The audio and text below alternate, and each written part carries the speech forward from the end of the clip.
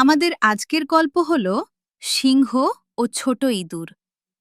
ঘন জঙ্গলে একদিন এক সিংহ দুপুরে ঘুমাচ্ছিল। ঠিক তখনই একটি ছোট ইঁদুর দৌড়াতে দৌড়াতে তার পায়ের ওপর উঠে গেল। সিংহ রাগে গর্জে উঠে তাকে থাবায় চেপে ধরল। ইঁদুর কাঁপতে কাঁপতে বলল, মহারাজ, আমাকে একটু দয়া করুন। আমি ছোট বলে আজ কিছুই করতে পারবো না, কিন্তু একদিন হয়তো আপনাকেই সাহায্য করতে পারি।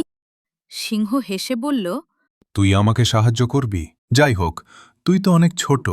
যা, ছেড়ে দিলাম। এই বলে সিংহ ইঁদুরটাকে ছেড়ে দিল। কিছুদিন পর সিংহ শিকারীদের জালে আটকে গেল। যতই চেষ্টা করুক সে বের হতে পারছিল না। তার গর্জন শুনে সেই ছোট ইঁদুর ছুটে এলো।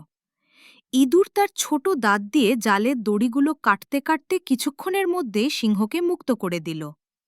সিংহ অবাক হয়ে বলল, আজ বুঝলাম, কাউকে ছোট বলে অবহেলা করা ঠিক না। আজ এই গল্প থেকে আমরা কি শিখলাম? যেই হোক, ছোট বা বড়, সবাই কখনো না কখনো সাহায্য করতে পারে।